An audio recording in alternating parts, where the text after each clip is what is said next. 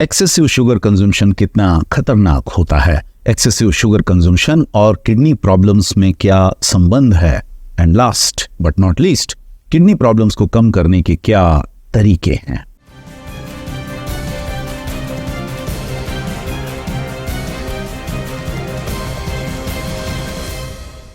Hello and welcome to nourishing Kaka. अब आज से लगभग 3700 साल पहले इजिप्ट में एक फिजिशियन थे जिनका नाम था हेसी रा, और जिन्हें आज भी दुनिया का सबसे पहला डेंटिस्ट माना जाता है। और इन्हीं हेसी रा साहब ने अपने नोट्स में डायबिटीज़ का पहला उल्लेख किया है। उस ज़माने में फिजिशियंस या डॉक्टर्स को इस बीमारी के बारे में कुछ ज़्यादा मालूम नहीं था, और उनकी जो सबसे मुख्य ऑब्जर्वेशन थी वो ये कि जब कोई व्यक्ति डायबिटीज़ का पेशेंट किसी एक जगह पर मूत्र विसर्जित करता है, यूरिन पास करता है, तो उसके चारों तरफ चींटियाँ इकट्ठी हो जाती हैं। और इस ऑब्जर्वेशन के आधार पर उन्होंने अनुमान लगाना शुरू किया कि इस व्यक्ति को कोई ऐसी बीमारी है जिसके चलते उसका शरीर शक्कर को बाहर फेंक रहा है। और इसीलिए उनमें से कई फिजिशियंस अपने डायबिटीज़ के पेशेंट्स को एक्स्ट्रा शक्कर खाने की राय भी देते थे, जिसके चलते जैसा कि आप समझ सकते हैं कि कई डायबिटीज़ पेशेंट्स की अनफॉर्चुनेटली मौत भी हो जाती थी। डायग्नोसिस का ये सिलसिला अगले कई हजार सालों तक चलता रहा, लेकिन इस तरह की ऑब्जर्वेशन करने में एक परेशानी ये थी कि इसे हर जगह पर नहीं किया जा सकता था, क्योंकि दुनिया के हर कोने में मौसम एक जैसा नहीं रहता, और कई जगहों पर फिजिशियंस के लिए ये नोटिस कर पाना मुश्किल होता था कि जब एक डायबिटिक पेशेंट किसी एक जगह पर यूरिन पास करता है तो वहाँ पर चींटियाँ इकट्ठी होती हैं या नहीं। फॉर एग्जाम्पल, यूरोप में या इंग्लैंड में, जहाँ साल के लगभग 6 महीने बहुत ज़्यादा ठंड पड़ती है, जहाँ कई कई महीनों तक मैदानों में बर्फ जमी रहती है, वहाँ पर चींटियों की मौजूदगी को ऑब्जर्व करना आसान नहीं होता। और इसीलिए ऐसा कहा जाता है कि सिर्फ लगभग 350 साल पहले तक भी इंग्लैंड में ऐसे फिजिशियंस थे जो एक डायबिटीज़ के पेशेंट के मूत्र को, यूरिन को एक चम्मच में लेकर अपने मुंह में रखकर ये जानने की कोशिश किया करते थे कि उसके मूत्र में मिठास है या नहीं। इन लोगों को यूरिन टेस्टर्स कहा जाता था, और कई लोग उन्हें वाटर टेस्टर्स भी कहकर बुलाते थे। अब अच्छी बात यह है कि आज की तारीख में हमारे डॉक्टर्स को इस तरह से यूरिन टेस्टिंग करने की कोई ज़रूरत नहीं है, क्योंकि पिछले 200 सालों के दौरान हमारी दुनिया में जो साइंटिफिक डिस्कवरीज हुई हैं उनके आधार पर आज हम डायबिटीज़ के बारे में काफ़ी कुछ जानते हैं, और उसके चलते हमें ऐसे कई सिम्टम्स की जानकारी है जो हमें इस बात की गवाही दे सकती हैं कि किसी एक व्यक्ति को डायबिटीज़ है या नहीं। आज की तारीख में हमें सस्ते ग्लूकोमीटर्स अवेलेबल हैं जिनकी कीमत 1000 रुपये से कम होती है, 600-700 रुपये के आसपास भी होती है, और जिनके द्वारा हम अपने घर पर बैठे बैठे ही एक छोटा सा ब्लड टेस्ट करके जान सकते हैं कि उस वक्त, उस पर्टिकुलर मोमेंट में हमारे शरीर में ब्लड ग्लूकोज की क्या मात्रा है। इसके अलावा कंटिन्यूस ग्लूकोज मॉनिटर्स भी अवेलेबल हैं जो कि कुछ महंगे हैं, और अब अगले कुछ सालों में इस तरह के वेरिएबल गैजेट्स सस्ते होने वाले हैं जो हमें लगातार 24/7 बेसिस पर हमारे शरीर में ब्लड ग्लूकोज की क्या पोजीशन है उसके बारे में हमें रियल टाइम में जानकारी दे सकेंगे। लेकिन इन सब साइंटिफिक टूल्स के अवेलेबल होने के बावजूद भी आज भी डायबिटीज़ का एक बेसिक लक्षण है किसी व्यक्ति के मूत्र में मिठास होना। और ये मिठास आने का सबसे सीधा कारण ये है कि कोई व्यक्ति जब ज़रूरत से ज़्यादा रिफाइंड कार्बोहाइड्रेट्स या जंक फूड या हाईली प्रोसेस्ड फूड्स या मिठाइयाँ या डेजर्ट्स खाता है, तो उसकी वजह से उसके ब्लड स्ट्रीम में लगातार ग्लूकोज मॉलिक्यूल्स का कंसंट्रेशन बढ़ता जाता है, और जब वो लगातार बड़े लेवल पर, हाई लेवल पर बना रहता है, तो इस ब्लड ग्लूकोज लेवल को कम करने के लिए, नीचे लाने के लिए, हालांकि उस व्यक्ति की पेनक्रियास लगातार इंसुलिन का प्रोडक्शन करती जाती है, लेकिन यदि वो व्यक्ति लगातार बड़ी मात्रा में ये रिफाइंड कार्बोहाइड्रेट्स खाता रहता है या लंबे समय तक खाता रहता है, तो उसकी पेनक्रियास लगातार काम करने के बावजूद भी उतनी मात्रा में इंसुलिन का प्रोडक्शन नहीं कर पाती। और जब इस तरह की सिचुएशन बन जाती है तो उस हालत में उस व्यक्ति की ब्लड शुगर रीडिंग्स हाई होने लगती हैं, और किसी भी व्यक्ति के ब्लड शुगर रीडिंग्स के हाई होने का मतलब है उस व्यक्ति के खून में ग्लूकोज मॉलिक्यूल्स की ज़रूरत से ज़्यादा मात्रा में उपस्थित थी। जैसा कि मैं पहले भी कई अन्य वीडियोस में एक्सप्लेन कर चुका हूं कि किसी एक व्यक्ति के शरीर में लगभग 5 से 7 लीटर खून होता है और इस 5 से 7 लीटर खून में सिर्फ 5 से 7 ग्राम ग्लूकोज ही at a given point of time मौजूद रह सकता है। दूसरे शब्दों में, यदि कोई व्यक्ति स्वस्थ रहना चाहता है तो उसके 1 लीटर खून में 1 ग्राम से ज़्यादा शुगर नहीं होनी चाहिए। For optimum health a person should have just 1 gram of sugar present in 1 liter of blood। और इसीलिए जब हम लोग बिना किसी हिसाब के मिठाइयाँ खाते हैं, जंक फूड खाते हैं, तो हम अपने मुंह के स्वाद के लिए जाने अनजाने ही अपनी बॉडी पर ज़बरदस्त अत्याचार कर रहे होते हैं। इस तरह के अत्याचारों से निपटने के लिए इंसिडेंटली हमारी बॉडी की इवोल्यूशन ने कुछ बेहतरीन मैकेनिज्म्स का विकास किया है, कुछ बेहतरीन टूल्स डेवलप किए हैं और ऐसा ही एक मैकेनिज्म है किडनीज द्वारा हमारे ब्लड स्ट्रीम में बह रहे एक्सेसिव ग्लूकोज मॉलिक्यूल्स का फिल्ट्रेशन। जब कोई व्यक्ति ज़रूरत से ज़्यादा मात्रा में शुगर खाता है, शुगरी फूड्स खाता है, तो आखिर थक हार कर उसकी किडनीज एक्स्ट्रा शुगर को यूरिन के रास्ते शरीर से बाहर निकालना शुरू करती हैं। और इसी वजह से आज से 3000 साल पहले फिजिशियन ने नोटिस किया था कि डायबिटीज़ के पेशेंट्स के यूरिन स्पॉट के आसपास चींटियाँ इकट्ठी हो जाती हैं, जिसका इनडायरेक्टली मतलब यही था कि उस पेशेंट के यूरिन में मिठास होती है। लेकिन ये एक्सेसिव ग्लूकोज मॉलिक्यूल्स के फिल्ट्रेशन का काम हमारी किडनीज के लिए एक एक्स्ट्रा वर्कलोड होता है, एक एक्स्ट्रा काम होता है। अब किडनीज हमारी बॉडी के सबसे छोटे ऑर्गन्स में से एक हैं और इनका वजन लगभग 140 ग्राम होता है। लेकिन साइज में इतनी छोटी होने के बावजूद, जैसा कि मैं अन्य वीडियोस में भी डिस्कस कर चुका हूं, किडनीज हमारी बॉडी में सबसे ज्यादा काम करने वाले ऑर्गन्स में से एक हैं। जब आप जरूरत से ज्यादा नमक खा लेते हैं तो किडनीज एक्स्ट्रा नमक को आपके ब्लड से फिल्टर आउट करके आपके यूरिन ब्लैडर में भेज देती हैं, जिससे कि उसे वहां से शरीर से बाहर निकाला जा सके। दूसरी तरफ यदि आप बहुत कम मात्रा में नमक खाते हैं तो यही किडनीज आपके यूरिन से एक्स्ट्रा सॉल्ट को एक्सट्रैक्ट करके आपकी बॉडी में नमक की कमी को पूरा करती हैं। अभी कुछ ही समय पहले हमारे मुंबई सिटी में बीएमसी द्वारा एक सर्वे कंडक्ट किया गया था, जिसमें मालूम पड़ा कि जहां एक व्यक्ति को एक दिन में 5 ग्राम नमक खाना चाहिए, वहीं मुंबई सिटी में रहने वाला एक एवरेज व्यक्ति प्रतिदिन लगभग 9 ग्राम नमक खाता है। जिसका मतलब है कि मुंबई में रहने वाला एक एवरेज व्यक्ति एक साल में लगभग 1.5 किलो एक्स्ट्रा नमक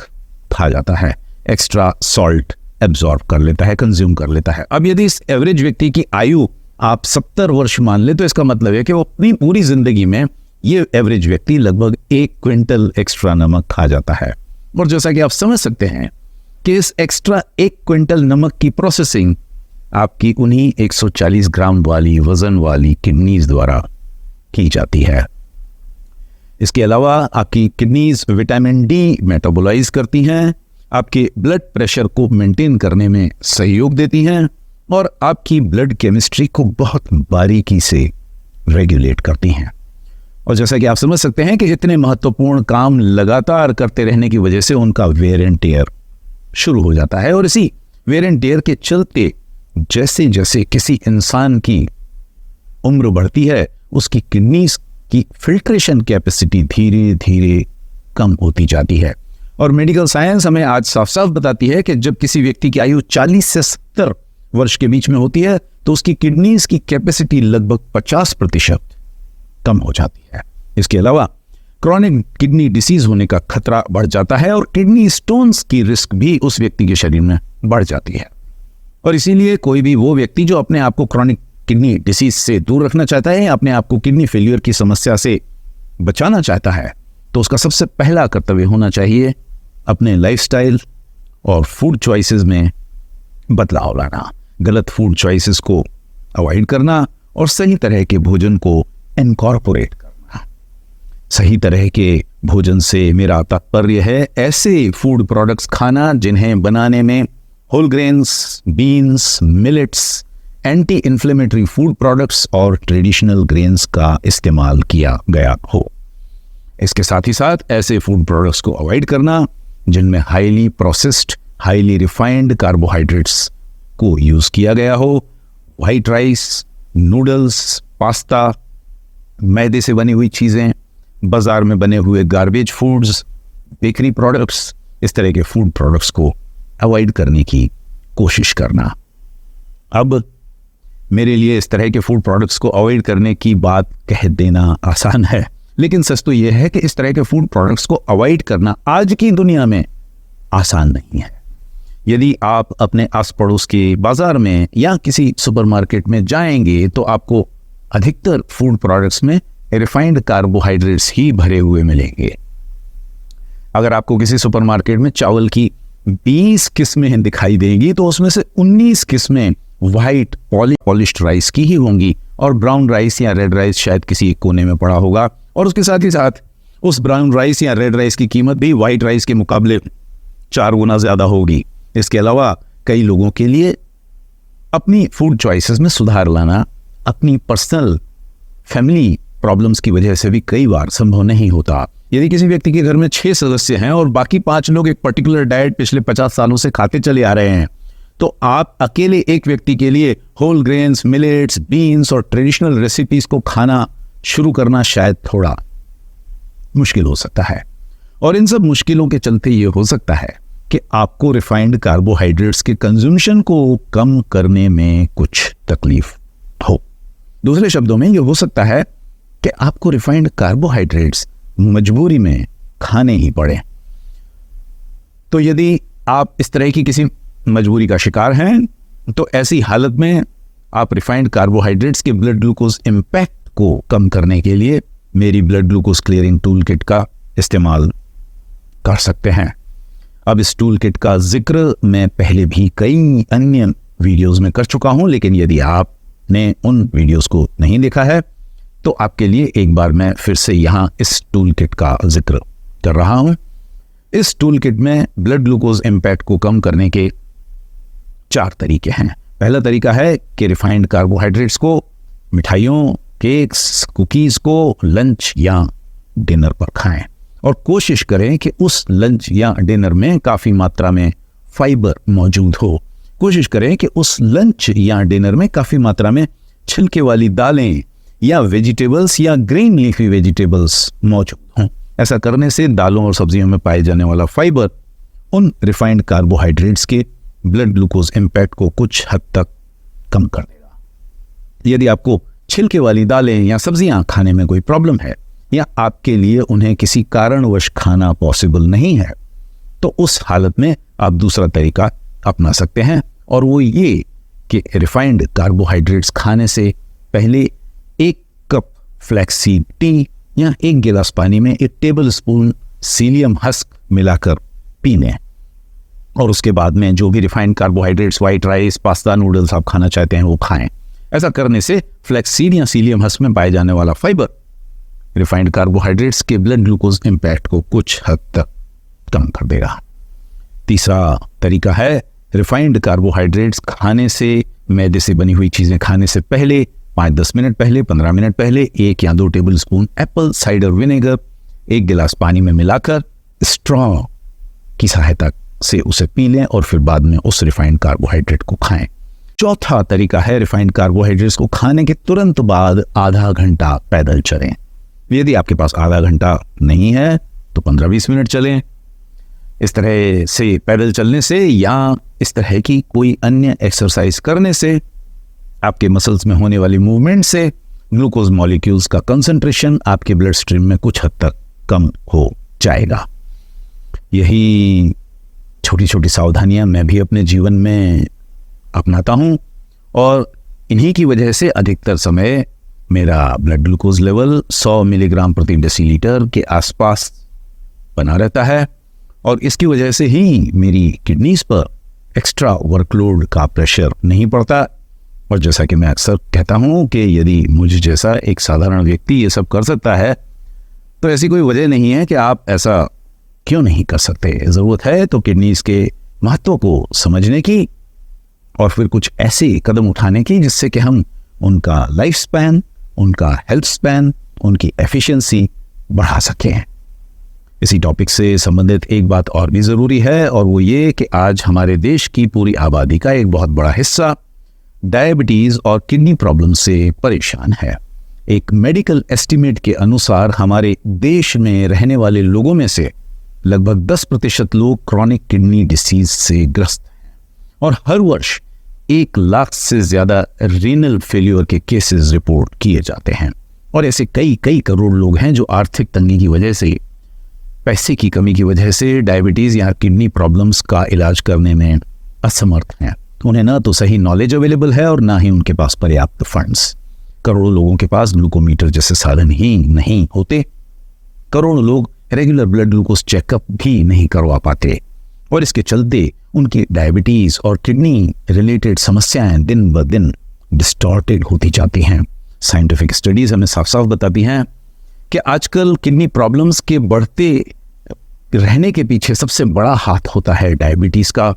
हाई ब्लड प्रेशर का, और किसी व्यक्ति के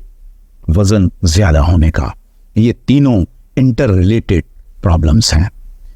तो यदि आपको लगता है कि ये वीडियो आपकी जान पहचान के किसी व्यक्ति के काम आ सकता है और उससे उसकी डायबिटीज़ या ब्लड प्रेशर प्रॉब्लम्स या किडनी इश्यूज को सॉल्व करने में मददगार साबित हो सकता है, तो मैं आपसे आग्रह करूंगा कि आप इस वीडियो को उस व्यक्ति तक पहुंचाएं। यदि आपकी जान पहचान के किसी व्यक्ति का वजन 80-90 किलो से ज़्यादा है, या उसे कई सालों से पेरेनियल लेवल पर डायबिटीज़ है या हाई ब्लड प्रेशर की प्रॉब्लम है, तो उसे आगे चलकर किडनी प्रॉब्लम्स होने की रिस्क काफ़ी बढ़ जाती है। और इस वीडियो में दी गई जानकारी उसकी परेशानियों को कम करने में उसकी कुछ मदद कर सकती हैं। जैसा कि आप जानते हैं कि मैं अपने वीडियोस में कभी भी लाइक, सब्सक्राइब या शेयर करने के बारे में कोई बात नहीं करता, लेकिन डायबिटीज़ और किडनी इश्यूज़ को सॉल्व करने के जो कॉन्सेप्ट्स इस वीडियो में डिस्कस किए गए हैं, वे या तो ज़ीरो कॉस्ट तरीके हैं या फिर कुछ ऐसे तरीके हैं जिनमें कोई ज़्यादा पैसा नहीं लगता। और ऐसा कोई भी व्यक्ति जो फाइनेंशियल रिसोर्सेज की तंगी से परेशान है, अपनी लाइफस्टाइल में छोटे छोटे बदलाव लाकर डायबिटीज़ और ब्लड प्रेशर और किडनी प्रॉब्लम को काफ़ी हद तक अवॉइड कर सकता है या अरेस्ट कर सकता है। और यदि इस तरह के किसी व्यक्ति को इन सब बीमारियों का मुकाबला करने के लिए ज़ीरो कॉस्ट तरीके अवेलेबल हो सकें, तो ये उसके लिए एक गॉड गिफ्ट साबित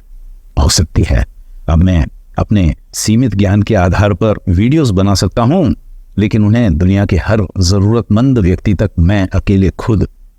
नहीं पहुँचा सकता। उसके लिए मुझे आपकी ज़रूरत है। और इसीलिए यदि आपको लगता है कि ये वीडियो आपके किसी जान पहचान के किसी व्यक्ति के काम आ सकता है, तो कोशिश करें कि ये जानकारी उस डिजर्विंग व्यक्ति तक पहुंच सके। If you feel that someone in your social network can benefit from this kind of information, then I would request you to please take this video up to them. Your very simple act of sharing a vital information about some zero cost tools might be extremely helpful to someone lacking resources to deal with these kind of chronic diseases. Thank you.